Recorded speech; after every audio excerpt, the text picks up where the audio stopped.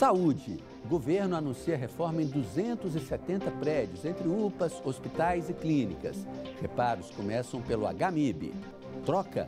Em semana de falas polêmicas sobre mortes na época da ditadura, Jair Bolsonaro troca mais da metade dos integrantes da comissão que investiga desaparecimentos e assassinatos do período militar. Vaza Jato. Intercept traz novas conversas e mostra que o procurador Deltan Dallagnol tocou investigação paralela contra o ministro do Supremo Dias Toffoli. Olá, boa tarde para você. Eu sou Sérgio Amaral e começa agora o Band Cidade, primeira edição.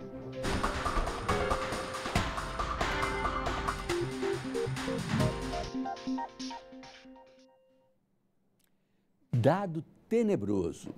Um trabalhador brasileiro morre por acidente de trabalho a cada 3 horas e 40 minutos. Os números mostram o quanto ainda precisamos avançar.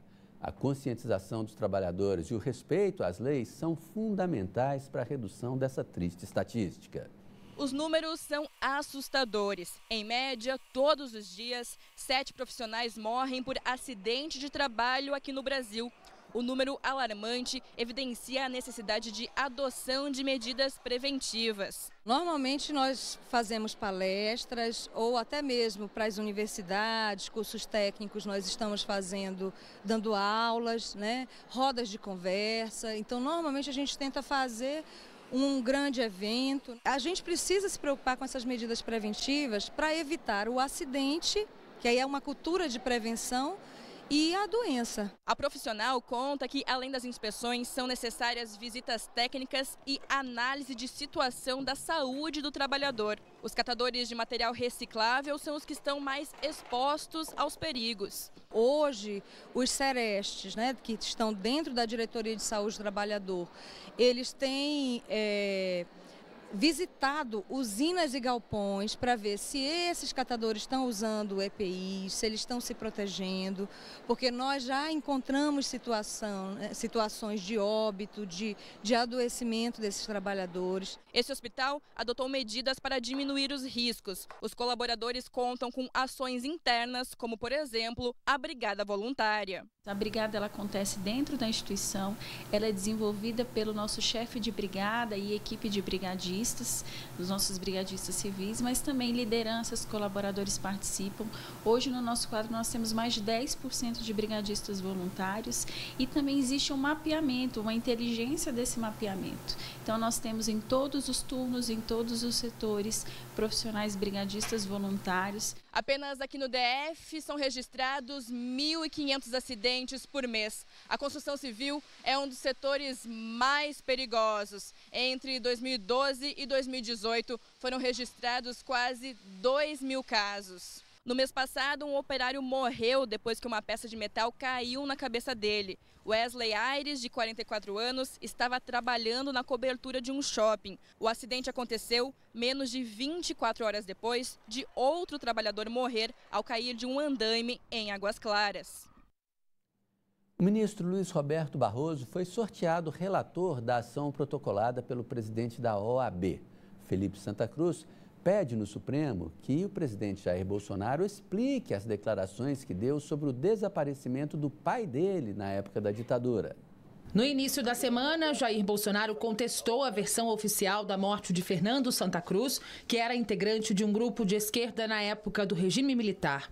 De acordo com a Comissão da Verdade, o pai do presidente da OAB foi morto no Rio de Janeiro em 1974 por agentes da repressão. A ação no Supremo é assinada por 12 ex-presidentes da OAB. O documento questiona como Bolsonaro obteve informações sobre a morte de Fernando Santa Cruz e se ele pode indicar os autores do crime e a localização do corpo, que nunca foi encontrado. Bolsonaro disse que não há quebra de decoro em suas falas sobre a morte do pai do presidente da OAB e afirmou que a história tem 2 lados e não pode valer um só. E o presidente Jair Bolsonaro trocou 4 dos 7 integrantes da Comissão de Mortos e Desaparecidos Políticos. A alteração foi publicada no Diário Oficial da União de hoje e já provoca reações. Vamos ver os detalhes que estão chegando aqui agora com Renata Dourado ao vivo. Boa tarde, Renata. Sérgio, boa tarde para você. Uma excelente tarde para todos que estão aí nos acompanhando. Então, essa mudança que está hoje, no Diário Oficial, como você bem disse, ela ocorre exatamente uma semana após essa comissão ter declarado que o pai do presidente da OAB, ou seja, Fernando Souza Santa Cruz, foi morto pelo Estado durante esse regime militar. Então, a gente viu aí que o presidente Bolsonaro ele defende uma outra tese, que ele teria sido morto por uma organização de esquerda. O decreto publicado hoje traz a seguinte mudança.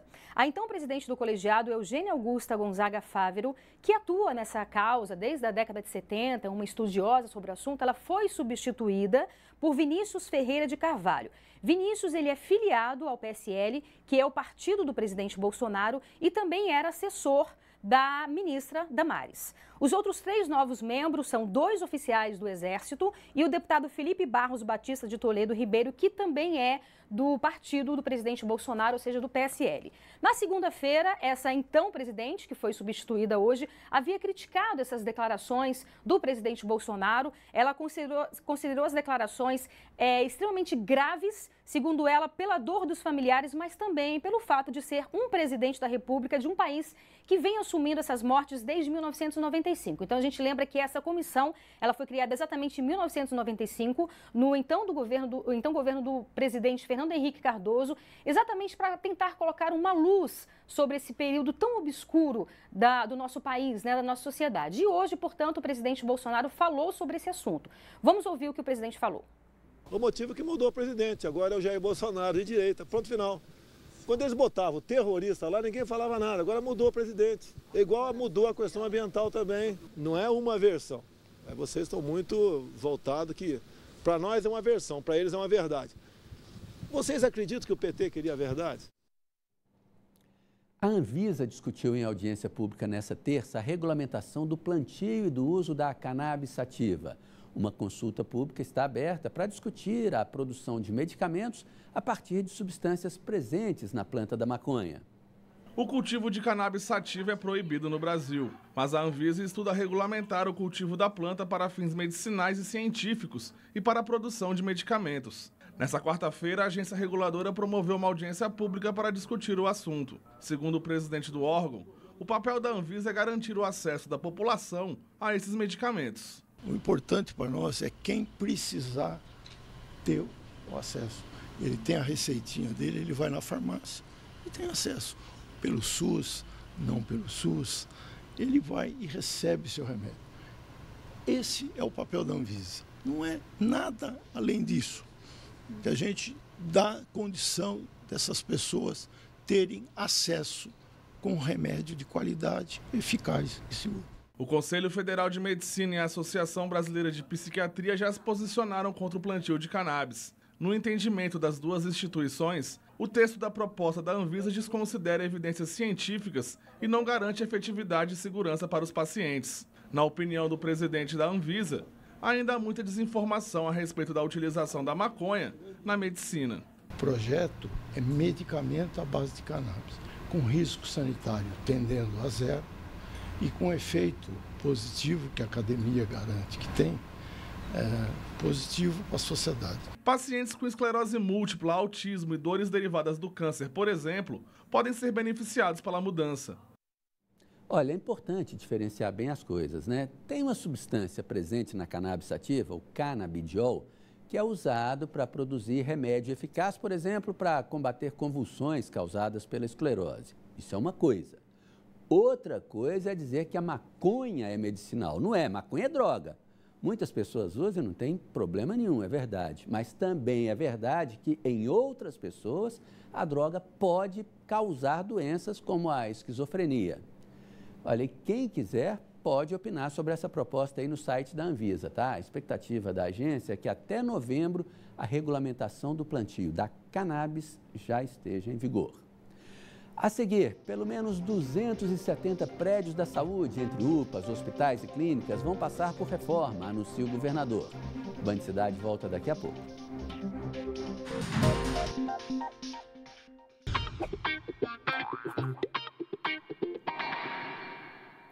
O vírus H1N1 voltou a assustar. Uma criança de 3 anos morreu na semana passada. Agora são 7 mortes por causa da influenza no DF só este ano.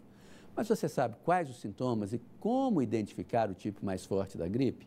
Quem vai explicar para a gente é a otorrino Larissa Vilela, aqui no quadro Consulte o Doutor. Boa tarde. Boa tarde. Obrigado por atender o nosso convite. Então, essa é a primeira pergunta. Como que as pessoas sabem se é diferenciar ou como pode diferenciar o que é um simples resfriado de uma gripe ou dessa gripe que é mais complicada, né? Bom, então o que eu acho mais importante falar é que a gripe H1N1, que é a gripe suína, né, popularmente conhecida como gripe suína, ela pode começar como um resfriado comum. A diferença é que em alguns casos ela pode complicar, e ela complica muito mais do que as outras formas de gripe. A gente sabe que a gripe pode ser causada por diversos vírus. E o que a gente tem que ficar prestando atenção é nisso, nas complicações que podem surgir. E quais são os sinais clínicos que a gente veria? Febre alta, queda do estado geral muito importante, falta de ar, cansaço, caidona, vamos prostração, dizer assim. Que a gente fala, sabe, Sérgio? Então, esses são os principais sinais que a gente levaria a pensar numa forma de complicação. Agora, o que pode levar a isso? Por que algumas pessoas resistem mais e outras não?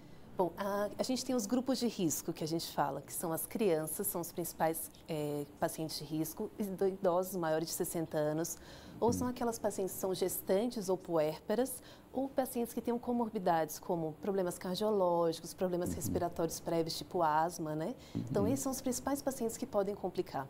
Agora, tudo que a senhora descreveu aí é aquilo que a gente conhece como normalmente essas doenças de inverno, né? Todo mundo nessa época do ano, na virada do clima, sente alguma coisa assim. Como saber se é uma coisa mais tranquila ou se tem que ficar de antena ligada? Claro. Eu acho que febre alta, então temperaturas maiores de 38 graus e que não melhorem em 2 a 3 dias é um sinal bem importante. E aquela queda geral do estado geral, então o paciente fica muito prostrado, falta de ar, cansaço, tosse muito importante, são os principais sinais que levam a pensar numa complicação e que a gente orienta a procurar uma assistência de saúde. Agora, vacinação para essa temporada já não adianta mais ou ainda é eficiente? A gente prefere que seja feita antes, tanto que a vacinação começou em maio, né? Mas ainda pode ser feita e ainda pode ser eficiente, porque a vacinação ela previne contra as formas graves da gripe e contra até os óbitos que podem acontecer, como foi o caso dessa criança, infelizmente. E a gente demora umas 2 semanas para ter o efeito efetivo da vacina. Então, a gente ainda está numa época que ainda dá tempo de vacinar. Agora, uma vez a pessoa estando com essa gripe, qual tipo de tratamento é mais eficiente? Tem alguma forma de prevenir, além da vacina? Não, a principal forma de prevenção é vacina, vamos dizer, prevenção ativa, mas existem aquelas prevenções que são os cuidados que a gente tem que ter para evitar de pegar a virose. Que é incluir tanto de questão de higiene de mãos, limpar frequentemente as mãos, principalmente quando for se alimentar, evitar levar mãos aos olhos, nariz e boca, que é dessa transmissão diretamente para a via respiratória que a gente pega, né, as viroses, assim como manter uma alimentação adequada, estilo de vida bom, hidratação adequada também, né? Então, são essas medidas mais importantes. Pois é, mas para completar, o tratamento, qual é o tratamento? Porque é uma doença, como a gente viu, falei aqui, que pode levar à morte, né? Bom, o tratamento, nos casos simples, é a hidratação, remédios para dor, para tirar dor e febre, né, e repouso. E nos casos complicados, a gente tem tratamentos específicos para o vírus, que são chamados antivirais, que são feitos em nível hospitalar, ou que são prescritos pelo médico, mas somente para os casos mais complicados. Casos mais simples, a princípio, a gente consegue com remédios mais simples. Tá bom. Muito obrigado pela sua presença aqui e pelas explicações. Boa tarde. Obrigada, boa tarde. A gente continua a falar de saúde, mais especificamente sobre a infraestrutura do setor. O governador Ibanez Rocha divulgou que 270 prédios da saúde vão passar por reformas. As obras nas UPAs, hospitais, postos e policlínicas vão custar mais de 40 milhões de reais. Os trabalhos começaram hoje no Hospital Materno Infantil. As obras na maior unidade de terapia intensiva neonatal incluem a reforma de paredes, pisos, rede elétrica e hidráulica, além dos banheiros e adequação de toda a área física. Após o anúncio, o governador Ibanez Rocha andou pela unidade para ver onde as reformas serão feitas. É um conjunto de reformas que vai fazer a saúde melhorar. Eu tenho certeza que isso não vai acontecer da noite para o dia. Nós estamos há 7 meses no governo, são problemas que se arrastam há muitos anos, mas eu tenho confiança que nós vamos conseguir mudar e melhorar a vida da população do Distrito Federal. As obras no Hospital Materno Infantil serão feitas em uma área de 450 metros quadrados. A reforma é fundamental para que o método canguru, quando o bebê prematuro é colocado em contato pele a pele com os pais, esteja adequado às regras do Ministério da Saúde. Além disso, o GDF garante que nesse período de obras, o atendimento aos pacientes será normal. Nós queremos criar também uma maneira de humanizar o atendimento desde a porta do hospital até dentro, trazendo as famílias para próximo. Hoje, quando você olha na rede particular, já existem UTIs humanizadas, onde os parentes ficam próximos, onde as pessoas estão ali. Isso traz uma recuperação, já existem pesquisas nesse sentido, uma recuperação bem mais rápida. O GDF aproveitou para anunciar um pacote de obras em 270 prédios da rede pública de saúde, ao valor de um pouco mais de 43 milhões de reais. Os postos de saúde, hospitais, policlínicas e o parque de apoio onde fica a farmácia central vão passar por manutenção. Saúde ainda na pauta. O governo lançou hoje o programa Médicos pelo Brasil, que vai substituir o Mais Médicos. Em um primeiro momento, o programa não vai incluir os profissionais cubanos. A forma de repasse do dinheiro, para os municípios muda e os médicos vão ser contratados pela CLT. Outras informações, novamente, com Renata Dourado. Como é que vai ser esse novo programa, Renata? Então, nós falávamos sobre isso essa semana, você se lembra? Que não importa o nome, O nome que o governo quer dar é o que menos importa, O que interessa é quem está precisando lá nos rincões, como você chamou, É isso mesmo. Ter o atendimento na hora que precisa, É isso. E esse é o grande desafio do governo, levar os médicos para o interior do interior do interior do Brasil, onde dificilmente esses médicos não querem estar por vários fatores, Então, esse, de fato, é o grande desafio. E tem essa mudança importante que você citou aí. Esses médicos, num programa Mais Médicos, eles eram contratados por um período aí de 3 anos. Agora eles vão fazer uma espécie de um concurso público, uma prova objetiva, e vão ser contratados pela CLT, Consolidação das Leis Trabalhistas, que é um incentivo, não deixa de ser um incentivo a mais. Os salários iniciais são os mesmos, ou seja, algo em torno de 12 mil reais. No entanto, esses médicos, eles podem ir recebendo gratificações a depender dos locais que eles desejam ir. Por exemplo, os médicos que quiserem trabalhar com comunidade quilombola, comunidade ribeirinhas, com os próprios indígenas, eles podem receber gratificações que chegam aí a 6 mil reais. Então, esse salário ele pode chegar a algo em torno de 30 mil reais. Então, esses contratos eles vão sendo gradualmente modificados porque tem os contratos antigos, os contratos anteriores ainda. O governo explicou que vai ampliar em cerca de 7 mil vagas e 4 mil vagas serão destinadas às regiões Norte e Nordeste, As regiões, portanto, mais necessitadas. E como você bem disse, ainda existe uma dúvida se vai reinserir ou não esses médicos. Nós temos imagens dessa cerimônia, portanto, foi agora há pouco, foi uma medida provisória, na verdade um decreto, e isso, portanto, vai ter que passar ainda pelo Congresso Nacional, mas já começa a valer. Então, como a gente estava dizendo, o governo, desde que acabou o contrato lá com o governo cubano, o governo vem encontrando dificuldade para inserir esses médicos nesses locais. O governo não sabe ainda como vai ficar a situação desses cubanos. No primeiro momento, eles não participam, só os médicos brasileiros. Sérgio. Muito obrigado, então, Renata. Boa tarde para você. Boa tarde.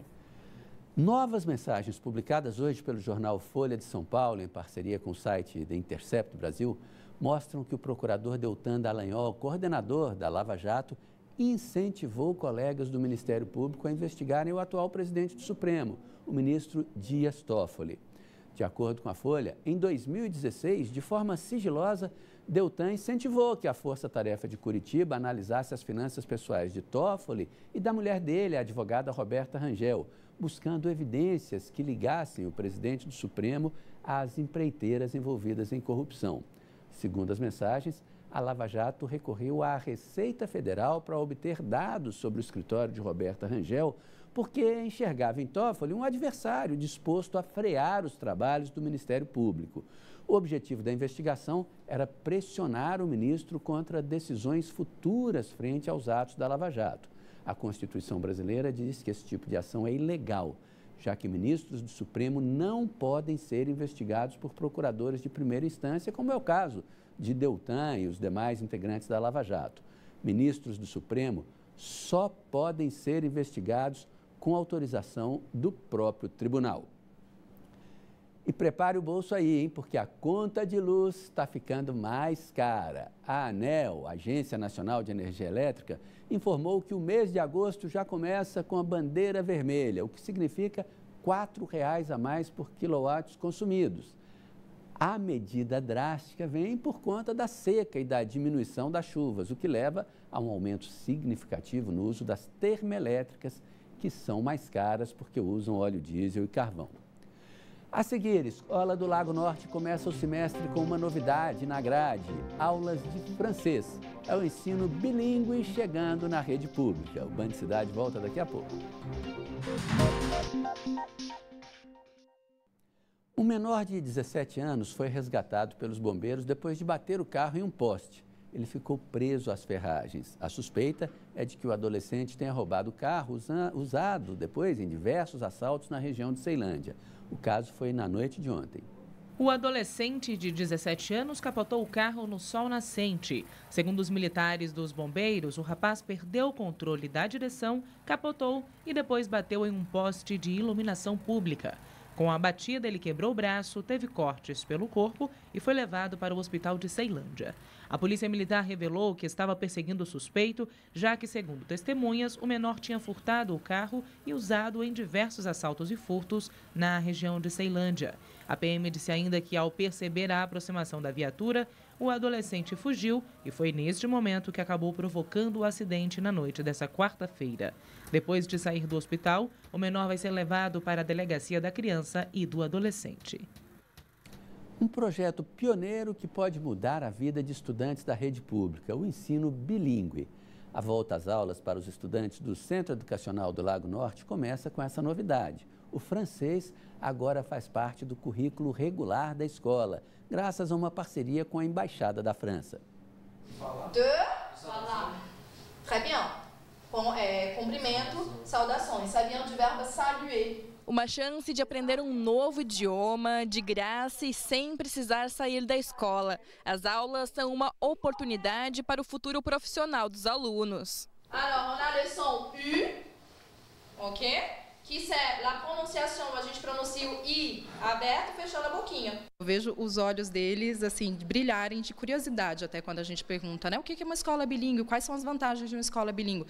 Eles conseguem explicar e conseguem já me falar as vantagens disso, né? De um futuro profissional, de estudar fora, enfim, de aprender, de conhecimento no geral mesmo. Então, eles já citam todas essas vantagens. O Centro Educacional do Lago Norte é o primeiro a receber o projeto. O colégio é de ensino médio em tempo integral. Mais de 90% dos alunos são do Varjão, Itapoã e Paranoá. Além da possibilidade de estudar o inglês, que já está na base nacional, curricular comum, eles também vão estudar o francês.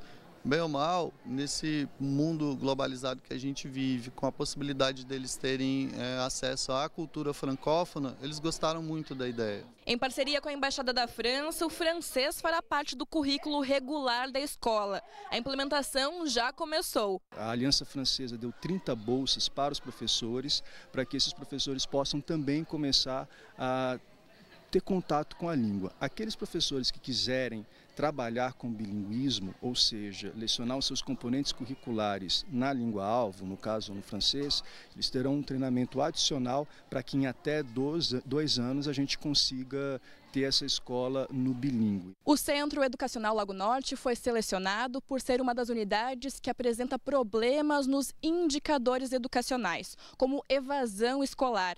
A escola atende mais de 600 alunos de ensino médio e EJA, voltado para jovens e adultos. Na próxima semana, terá início o projeto sobre cultura e história da França. O Centro de Ensino Médio 3 de Taguatinga vai ser a segunda unidade a receber o projeto. O idioma escolhido foi o espanhol. Além disso, a gente também tem conversas avançadas com mais 4 embaixadas e imagino que no próximo ano a gente tenha em Brasília cerca de 6 escolas com 6 embaixadas diferentes. E atenção aí quem precisa de serviços do Detran. O projeto Detran nas cidades está hoje e amanhã em Águas Claras. O motorista pode consultar débitos, imprimir boletos e emitir o licenciamento do carro. O BRB Móvel e empresas de parcelamento também participam do projeto de regularização de dívidas e emissão de documentos. O atendimento é entre 9 da manhã e 5 da tarde. E não esquecem, aqui na Band você tem um canal direto para fazer denúncias, mandar vídeos e mostrar os problemas aí de onde você mora. É o WhatsApp do Band Cidade. Anote aí o nosso número, é o 999769204. O Band Cidade, primeira edição, fica por aqui. Vem chegando aí Ramon, Vilar, Dani Pança e Bruno Mendes, os donos da bola. A gente volta a se encontrar amanhã ao 12:30. Tchau!